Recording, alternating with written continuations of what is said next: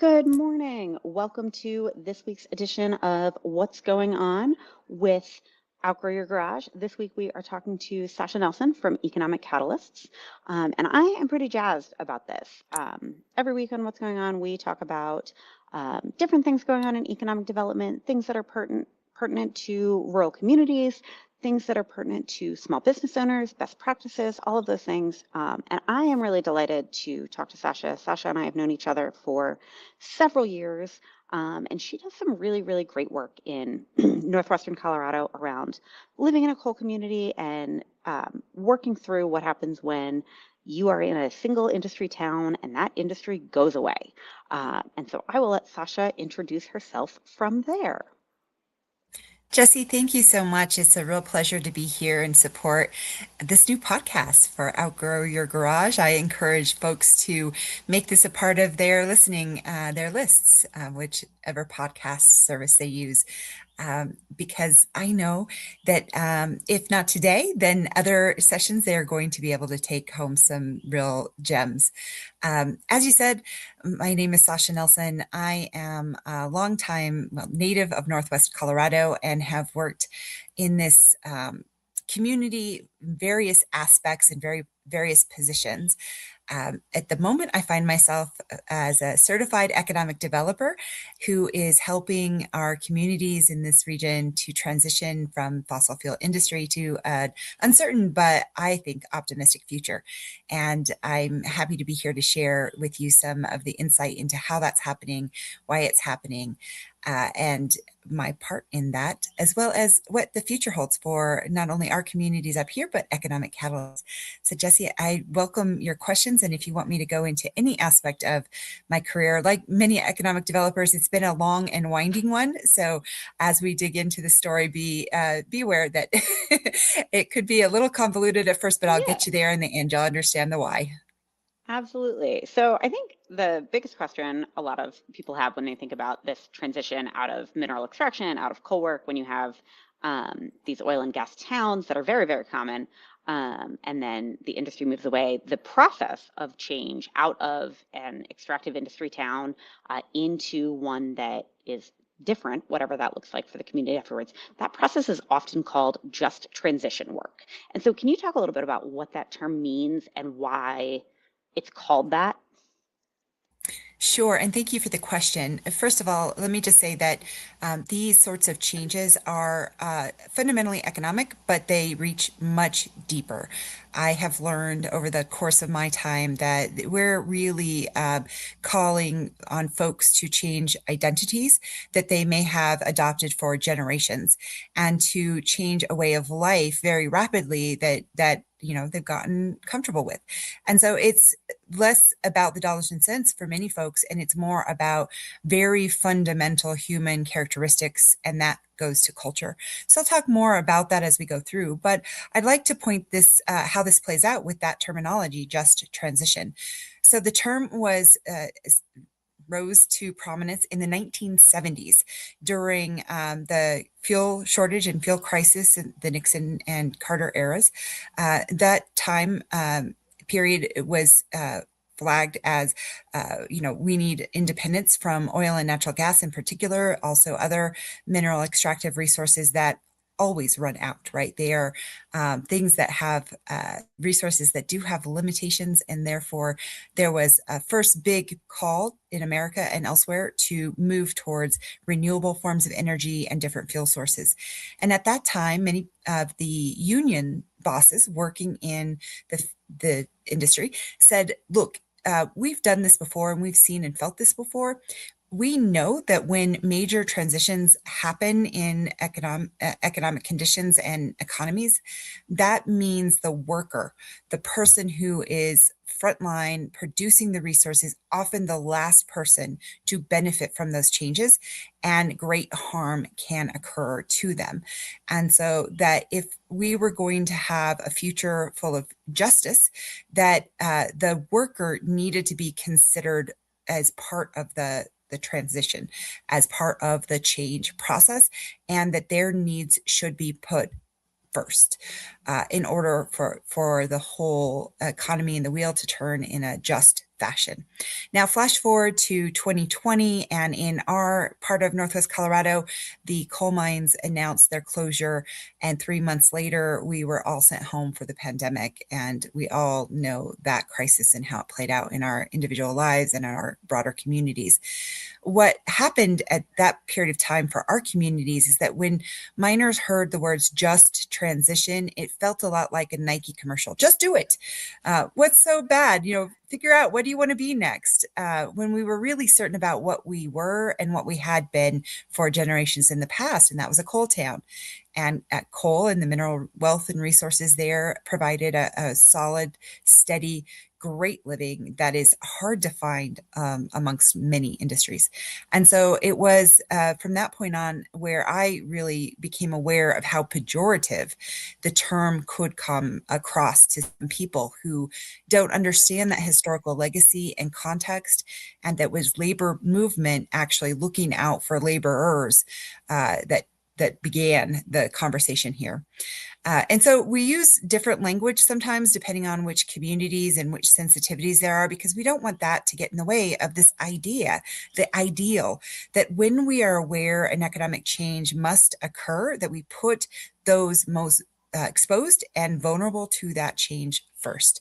And that in our case right now is for families who work in the coal industry. That includes miners, it includes power plant workers, it includes the support system around those infrastructure pieces, which has been a predominant industry in the Northwest region for multiple generations now. Yeah, and I really like that focus on you find the words that work for the community you're living in. And I think that's something that a lot of people really struggle with in how to talk about different topics, particularly sensitive topics, where people feel very strongly. And that's something I always like to do with Outgrow Your Garage too, of how do we talk about things that are hard for people in ways that make them feel approachable. And so I commend your work in that. I had never heard that. I have known for a long time that just transition meant justice for the workers within the transition process. So I've never heard anybody think that it means like, oh, just do the thing. And I too would be really annoyed if the steady jobs in my community looked at me and were like, no, just do something else. You'd be like, yeah, okay. There are a lot of words I could say right now, but none of them are appropriate to say on the internet live. And so I'm really glad that you're doing that work. And so one of the things I want to talk about too with that happens in a lot of communities, particularly ones in Colorado or other places that have a lot of natural resources in general. And some of those resources are frankly very pretty. And Craig is about an hour from Steamboat Springs, which is a big tourism town, has a lot of ski traffic. And so one thing I think that gets brought up a lot is people say, okay, well, you can replace these jobs with tourism, or you can replace these jobs with outdoor recreation jobs or outdoor industry jobs or hunting, fishing, these types of other pieces. But those jobs are seasonal and they're not typically well paid. And so can you talk a little bit about how you create and how you're looking at creating good jobs and navigating some of that pressure to become more of a tourism hospitality town? Absolutely. Again, this is a great question and a little bit complicated, but follow me along. So in Northwest Colorado, we've recognized for a long time that we have an economy based on a three-legged stool, and that those three legs are primarily mineral extraction, which we've just talked about, is now under threat and will be sunsetting. We have tourism and outdoor recreation. That's the third leg, which is less stable than the energy leg. And then the final leg has been agriculture. What we didn't know until about 4 or 5 years ago, and after 2020 hit and everybody was scrambling to respond to the first crisis, and then very quickly multiple crises, and including the crises of communication, right? Rural communities were used to still having face-to-face interaction and joining together for meetings. Well, suddenly that wasn't possible for us. So we had to figure out not only our tech and making sure we bolstered up broadband infrastructure and figured out this thing called the Zoom room and all of those nuances in order to continue the conversation.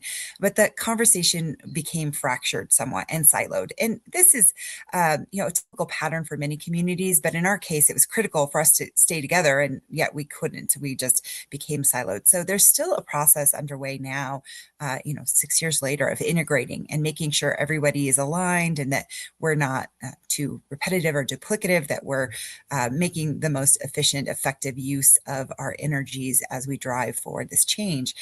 But when we could reconvene, we convened some work sessions around and other sectors, other economic sectors that might be fruitful or that existed already within the region, in order to hold a conversation to find out what was at risk when coal leaves and what could we do immediately to start building back jobs. What we quickly learned after several stakeholder conversations with the agricultural community is that primarily our ranching and farming families are small operations that have used coal industry jobs to subsidize those small homesteads, ranches, ranchettes, etc. So what we have is a new reality that when coal sunsets, we are now in a very vulnerable situation in our ag sector as well. And so how do we recognize root causes for folks? Why could they not do their own ranching operations as a going concern and entity?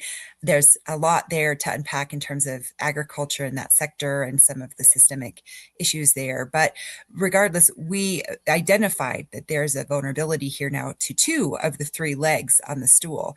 And of course, tourism, we bring that back into play as well, that for Northwest Colorado, in the Route County area, that has been seasonally directed towards ski season, so wintertime.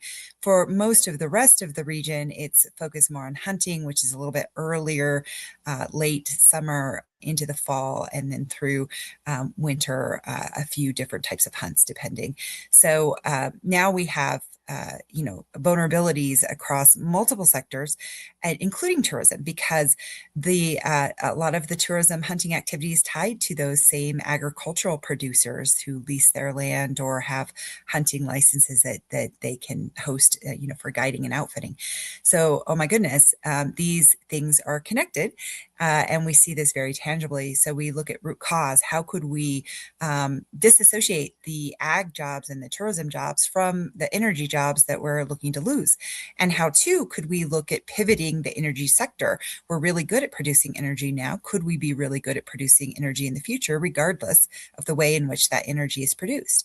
And the answer to all of that is yes.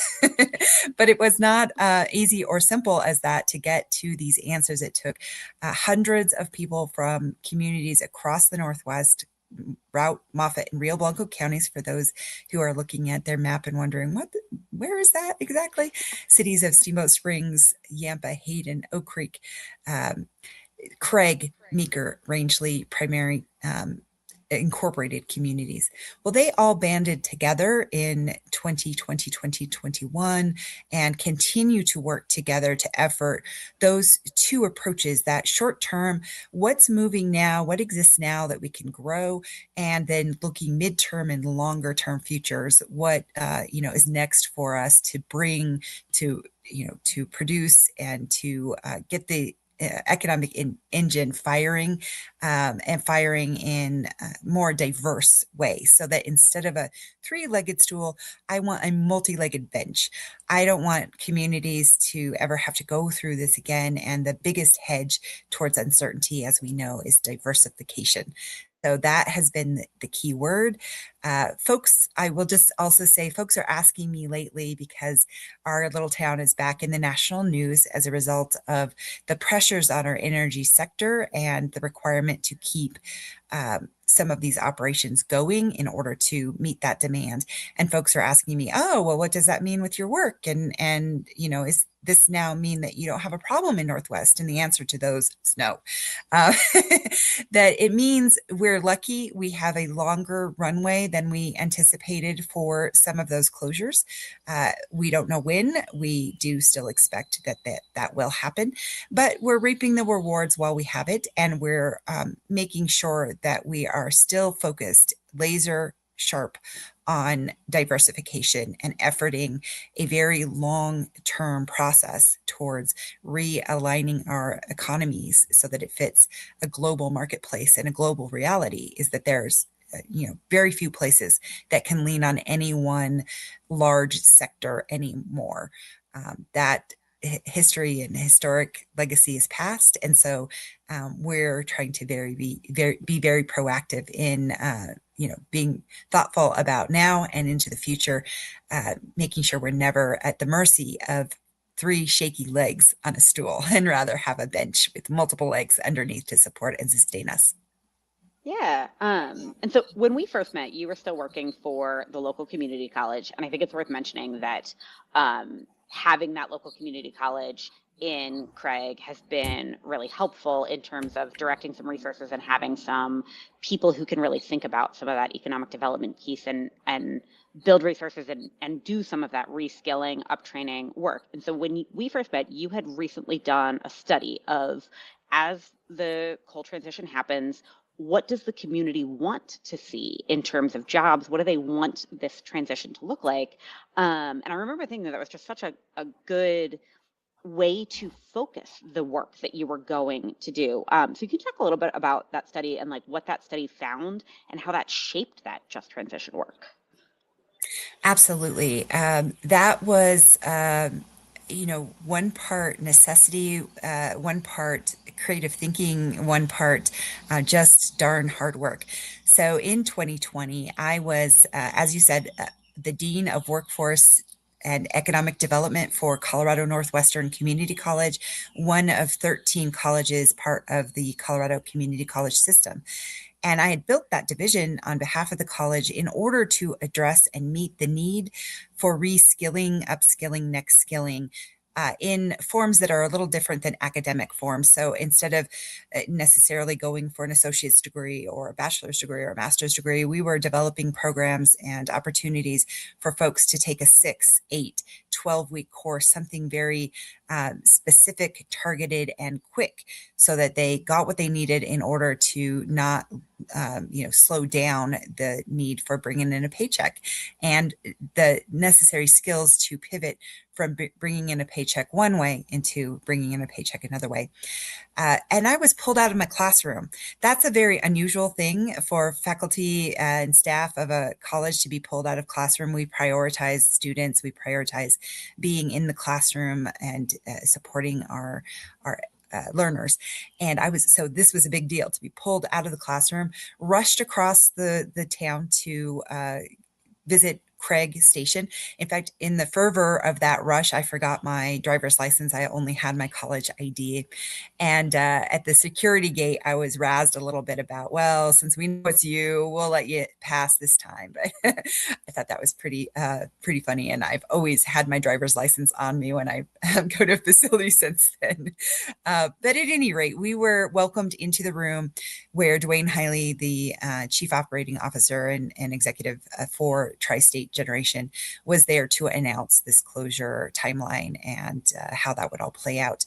In those first few moments of hearing the message and seeing the reaction of the folks that would be most impacted, my response was a human one.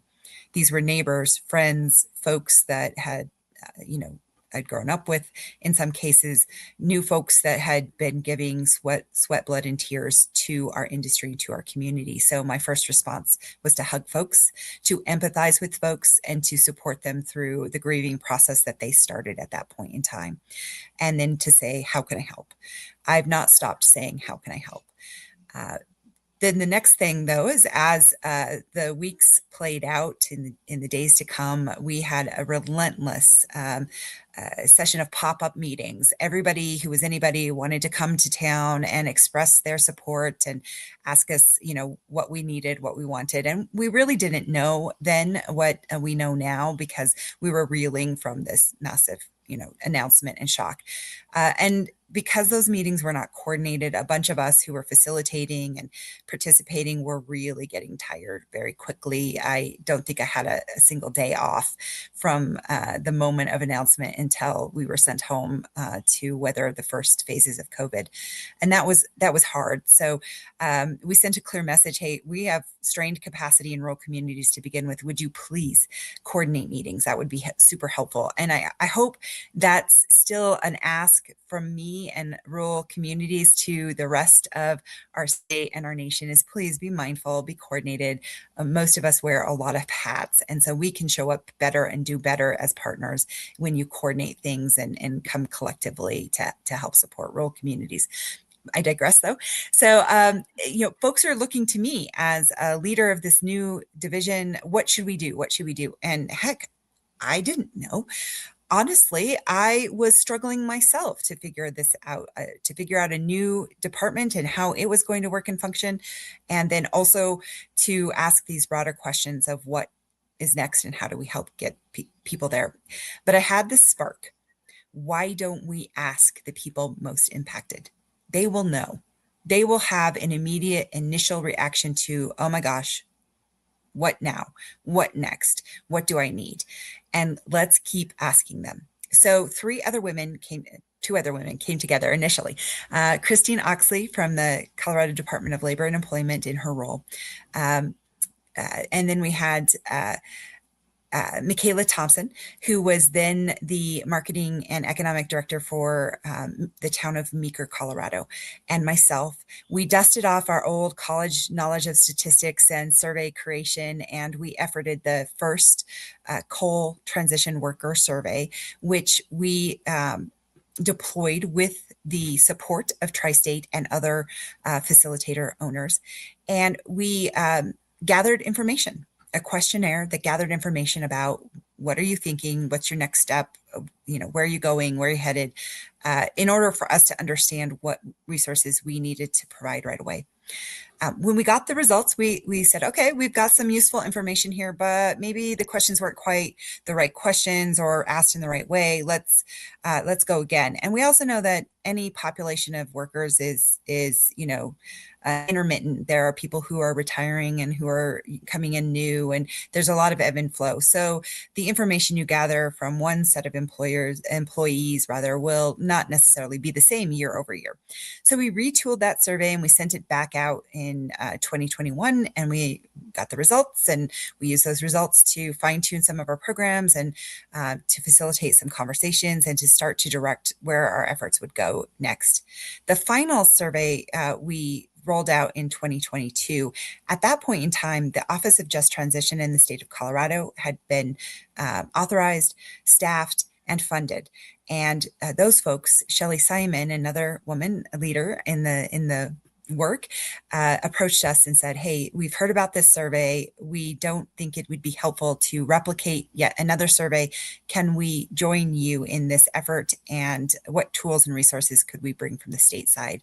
We all said, yes, absolutely. We have so much work. We're overwhelmed. We welcome the partnership. They validated our questions through CSU. We did some final retooling, and we sent it out in late 2022, early 2023. We received a response rate of 64%. So Northwest Colorado has half of all Colorado coal impacted workers living and working in this region. And of those, 64% participated in this survey. For anyone who's thinking back to those statistical lessons, that is statistically relevant. That's a It is a huge very number. good group, right? It's a huge response rate. It took a lot of work. We tried online surveying because then it could lean up and accelerate. There wasn't any data entry and we could run straight to analysis, but that didn't work for the population. So we took pen and paper out to all of the facilities and gave physical surveys to everyone, gathered those back up. My work study worked for hours entering that data in. I hope he's not still traumatized, but there were moments where folks were pretty feisty on the survey, to say the least. And I can't even say that language, and a live stream probably shouldn't say the language at all in some cases. And we had a conversation that this was not personally directed and that he needed to report word for word what folks were saying, so that anyone who looks at the data set would understand the grief, the trauma, the anger that was playing out even several years after the initial announcement. So in 2023, the next phase of that data collection effort was to validate. So we had this data set, but we wanted to make sure that the miners felt that they were reflected in that data. And similarly with the coal plant workers. And so OJT went above and beyond and visited each site. And we revealed the results first to the people who had provided us with the data and asked them, did we get it right? The first visit to the first facility, I was part of that team. It was a dark and snowy night. And to amplify the drama, it was a Monday, February 28th of 2023. We were validating with the night shift workers. So I had actually driven some of the OJT staff to the facility, ducking and weaving around elk in the dark of night in Northwest rural Colorado. It was a really difficult conversation. There were a lot of high emotions, and we had to speak multiple languages there in order to really be heard. And I think we got to a positive place, in part because the people in the room recognized what was at stake, settled, and recognized that, that we were not to blame. We were there to help. And so anger mellowed a little bit, grief relaxed a little bit, and we were able to really get some great conversations and validation from that group. Now, unfortunately for me, we came back into town safely, soundly, after a quick debrief and preparing for the next round of visits. I went out of the hotel space and to get into my car to go home and slipped on black ice. I fell hard on both palms, face forward, and broke my arms, both of them in two places. So I was at that point broken and had to focus on me, my family, my health, and it created several flow-on effects that brought me out of the college work and into the world of work that I do now, which was a pivot into becoming an economic developer. So long story short, though, it wasn't about me. Just in that moment it was, and I needed to focus on me, but the work to support our coal impacted workers continued. After validation, Office of Just Transition used that survey data to inform their decisions on all of the worker facing programs that they now offer. You can find the slides of the report out, the early report of the survey on the Office of Just Transition website. You can find a list of programs and eligibilities for impacted workers on the website. These programs are not just for Northwest Coloradans. These are for all Tier 1 coal impacted and Tier 2 coal impacted communities across the state. So if you are listening and you are in one of those other regions, please take the time to have a look. I think you'll gain some real insights. And then I'd finally say, Jesse, that like any data set, any survey and study, it does grow less relevant over time. Again, there's ebb and flow of people coming in and out, and there's changes. What we prioritized as a need in 2022 and 2023 may not be as urgent of a need today. And so those of us in the work of supporting economic transition, whatever form or shape that looks like, I would just encourage to keep asking the question, what do you need next? What do you need now? How can I help? Because those pivotal questions allow folks that are most impacted to surface for you the solutions that already exist. And then your work isn't to have a solution, isn't to, have all of the answers, but rather to facilitate what people already know that they need. Great. And so we are wrapping up. We are just about out of time. And so is there any other resources you want to share, places for people to find you if they want to talk about this work? We have your website for Economic Catalyst down in the description. But is there any other way people should contact you or things that they should know about? Sure. I just encourage folks to reach out. I am now the principal consultant and founder of Economic Catalysts. We are a firm that will be hoping to support communities like ours in order to amplify the lessons that we've learned here and to really walk beside communities, small businesses, nonprofits, primarily in rural locations, although we will consider urban and suburban interface areas that are looking at, what is their future going to hold for them. Let me just say too that we've gotten really good at this in Northwest. So we have at this point a regionally connected effort of stakeholders from all sectors and all tiers of government, nonprofit, business, et cetera. We are efforting more than 20 projects in our project pipeline, of which those projects, once fully completed, should bring back around 400 to 500 jobs, not at the level of coal, but good paying jobs, and an injection of new capital of over 4 billion with a B dollars. This is activity we've never seen before in any shape or form. And it's not enough, to be honest, but it is at least a very good start towards continuing the work as we transform an economy in Northwest Colorado. So I ask people to stay tuned. There are also opportunities here. We are hiring for 2 economic development positions in the community of Craig, Colorado. One of those will serve the region and the other the city of Craig. So please reach out through my LinkedIn. It's just LinkedIn/Sasha Nelson, and find me there in order to carry on the conversation. So I really welcome folks to ask further questions. This work, there's a lot that's going on. And so we've only just touched the surface. I would be happy to share, if I can, my knowledge, experience, skills in this area with other communities under the banner of Economic Catalyst. But also right now I'm an Economic Recovery Corps fellow, which means that my services until the end of service are often already paid for. So reach out, don't let cost or concerns about that be a barrier towards making a connection. And then also, Jesse, you've been an inspiration throughout this work as I've had these pivots. I just wanted to encourage folks to tune in to check out what's going on with Outgrow Your Garage, because high value and, the connections have kept me bolstered. There have been some pretty dark times. You could imagine during a moment when I couldn't use both my arms. That was a pretty dark moment. And what has kept me in this work, what has kept me smiling through the pain, literal and figurative, are folks like you, folks who are in the work as collaborators and co-conspirators and supporters. And so I just encourage folks to reach out and connect with you and the great things that you're doing. I believe that's about it, unless you have any final questions for me.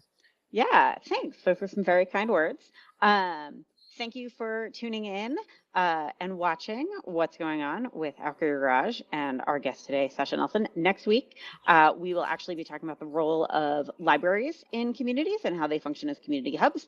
I am currently at the Utah Library Association conference, so I'll do a little recap of that. And we'll be talking about libraries next week. So tune in if you are interested in getting involved with your local library and thinking about how they do community outreach. And we will see y'all next week.